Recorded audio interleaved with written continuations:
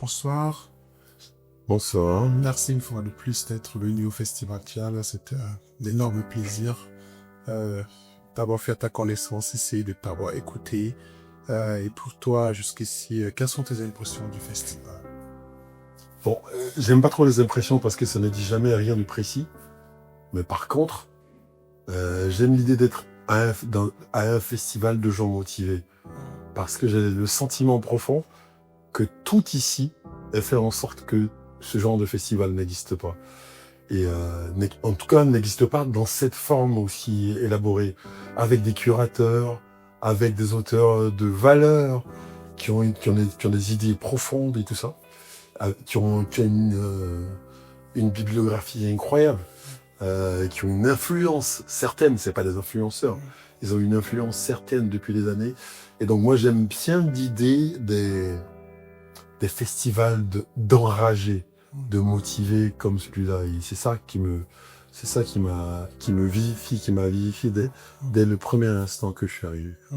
Oui, ça me fait plaisir d'entendre cela parce qu'au moment de la conception, c'est une question qui s'est posée.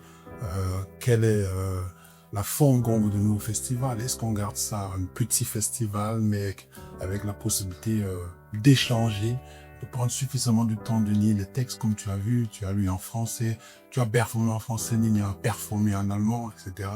Une petite question pour te taquiner. Je t'ai vu très heureux quand Nina lisait ton texte en allemand.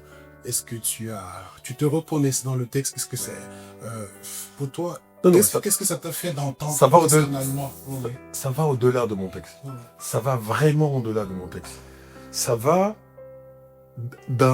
à l'horizon d'une idée que nous, en tant qu'auteurs, en fait, en tant qu'auteur, en tant que penseur, en tant qu'Africain, en tant que nègre, on a l'idée que la langue, le fait de parler là, c'est finalement, au fond, quels que soient les codes que ça prend, c'est quelque chose d'universel. C'est-à-dire qu'on a le sentiment, moi j'ai le sentiment profond que quelqu'un qui parle chinois, quelqu'un qui parle espagnol, quelqu'un qui parle anglais, quelqu'un qui parle swahili, Betenguru, on a tous le sentiment qu'ils utilisent des langues très différentes pour dire finalement très peu de choses. Le très peu de choses, ce sont les sentiments, justement, qu'on a. C'est ça l'humanité. L'amour, la haine, la gêne, l'aise, tu vois, la joie, la tristesse, il n'y en a pas beaucoup, tu vois. Et donc moi, de tout temps, je me suis dit, l'expression littéraire suprême pour moi, ce serait que tu écrives dans n'importe quelle langue et que les gens le comprennent. Mais c'est théorique. Tu t'es dit ça, c'est théorique. Et là, tu vois ça. Quand tu entends quelqu'un lire un texte, même pas forcément le lire, en allemand, tu vois, Chantal, par exemple, quand elle lisait son texte en allemand, moi, je savais à quel moment elle disait, là, ça me fait mal. Je savais à quel moment elle disait, là, ça me réjouit. Je savais, tu vois. Et donc, c'est super bien de mettre ces espèces de théories-là, si quelque chose de bien concret, dans un espace linguistique qui est complètement différent de ce que je connais, c'est-à-dire l'espace linguistique germanophone, complètement différent, et de se rendre compte que les idées vagues, les idées idéalistes qu'on avait, collent justement à la réalité. Et ça, c'est puissant. C'est l'un des trucs les plus puissants que je retiens, ça.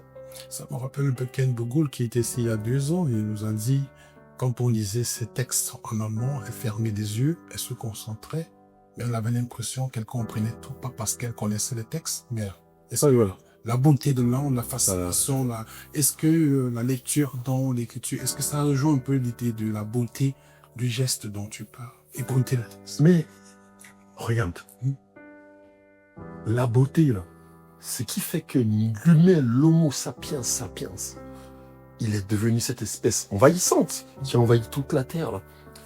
C'est sa capacité de beauté.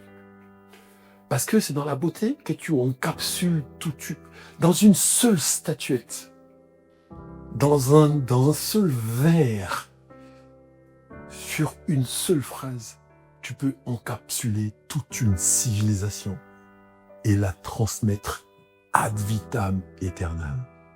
Tu vois ça? Regarde les gens d'aujourd'hui, là. Ils pratiquent des religions qui sont vieilles de plus de 2000 ans. Il y en a qui pratiquent des religions qui sont vieilles d'encore plus longtemps. Tu vas voir où je veux venir.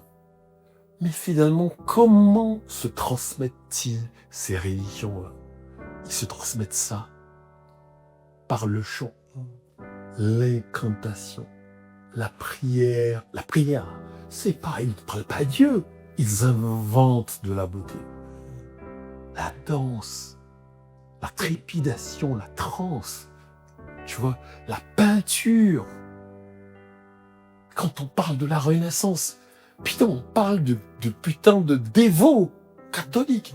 Mais aujourd'hui, ils ont basculé dans une espèce de beauté universelle. Donc c'est qui nous réunit. Et je peux aller plus loin. Tout à l'heure, mon texte était sur l'esclavage. C'est quelque chose de puissant. Mais ces 400 ans d'esclavage, là, ça a inventé quoi? Le blues, le jazz, le rock, le rap. Tu vois? C'est ça qui maintient l'humanité vivante. La recherche systématique de la beauté du geste. Je ne sais plus qui l'a dit, mais dans les stations, je crois qu'il y a ce sujet. Il n'y a pas de place pour la beauté. Toute la place est pour la beauté. Voilà, c'est ça. Voilà. On ne peut pas dire plus, c'est un des messages. Merci.